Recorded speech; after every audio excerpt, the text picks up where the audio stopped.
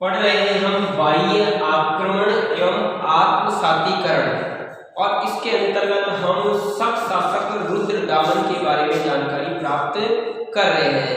तो शकों का सबसे प्रसिद्ध शासक प्रभावशाली शासक रहा है रुद्रदामन।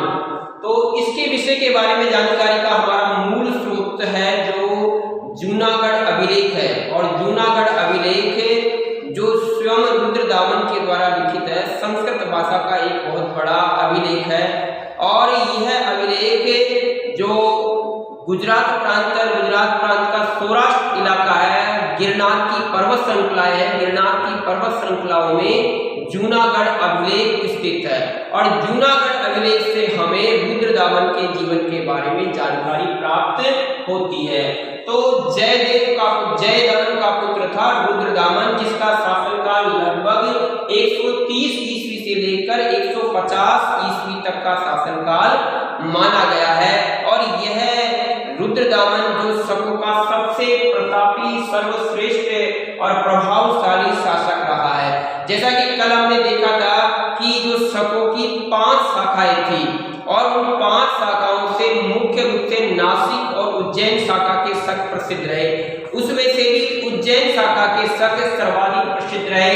और उज्जैन शाखा के जो शासक था रुद्रदामन, और रुद्रदामन 3 शताब्दियों तक, यानी यहाँ शकों का शासन 3 शताब्दियों तक कायम रहा।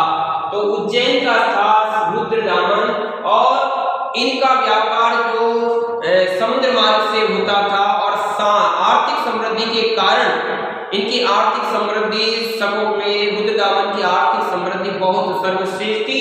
इसीलिए इन्होंने चांदी के सिक्के चलाए थे अपने शासन काल में। पढ़ रहे हैं अपन शक शासक रुद्रदामन, और रुद्रदामन के बारे में जानकारी हमको जो गिरनार में जो जूनागढ़ का अभिलेख है उसके माध्यम से हम जानकारी पढ़ रहे हैं।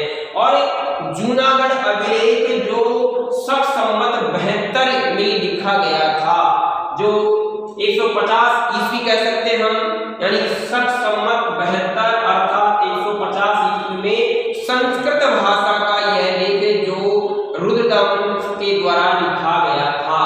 और इसी जूनागढ़ अभिलेख के पास में ही अशोक के 14 और स्कंदगुप्त के 2 शिलालेख भी अंकित किए गए हैं। और जूनागढ़ अभिलेख भारतीय इतिहास की जानकारी का एक महत्वपूर्ण पुरातात्विक स्रोत है और इस स्रोत के माध्यम से हम शक शासक रुद्रदामन के बारे में जानकारी प्राप्त करें। बहुत इंपॉर्टेंट है इतिहास की दृष्टि से, भारतीय इतिहास की दृष्टि से परीक्षा में प्रश्न पूछा जा सकता है कि जूनागढ़ अभिलेख और जूनागढ़ अभिलेख के बारे में संक्षिप्त जानकारी। तो शक शासक रुद्रदामन के विजयों के बारे में हमको जानकारी देता है जूनागढ़ अभिलेख। और इस अभिलेख की रचना संस्कृत भाषा में की गई है और लगभग 72 शक संवत 72 में इसका लेखन किया गया था, या इसको हम कह सकते हैं 150 ईस्वी में इसको लेखबद्ध किया गया था। इसके बाद में अगला बिंदु हम पढ़ते हैं कि सुदर्शन झील रुद्रदामन से जुड़ी हुई है कि रुद्रदामन ने सुदर्शन झील का पुनः निर्माण करवाया था। तो सुदर्शन झील कहाँ स्थित है, सबसे पहले हम बात करते हैं इसका निर्माण कब हुआ, कहाँ हुआ, कैसे हुआ।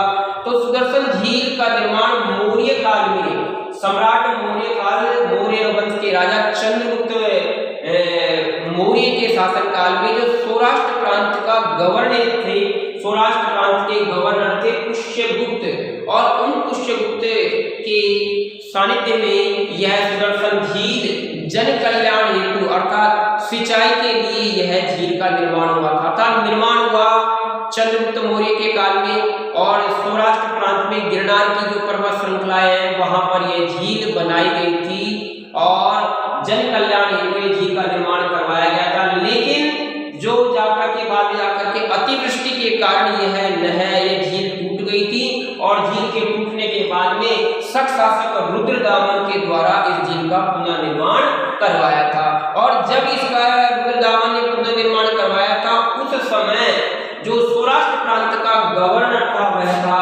सुविशाख। तो सुविशाख और जय रुद्रदामन के माध्यम से इसका पुनर्निर्माण हुआ। इस प्रकार से शक शासक रुद्रदामन का जो राज्य विस्तार रहा वह पूर्वी मालवा, पश्चिमी मालवा जिसमें अवंती का प्रदेश आता है, इसके अलावा मरु वाला प्रदेश मारवाड़ का इलाका आता है, और गुजरात का काठियावाड़, कच्छ, सिंध प्रांत, इधर से मध्य प्रदेश में विंध्याचल और महाराष्ट्र में नासिक, ये यहाँ पर शक शासक रुद्रदामन का साम्राज्य विस्तार रहा।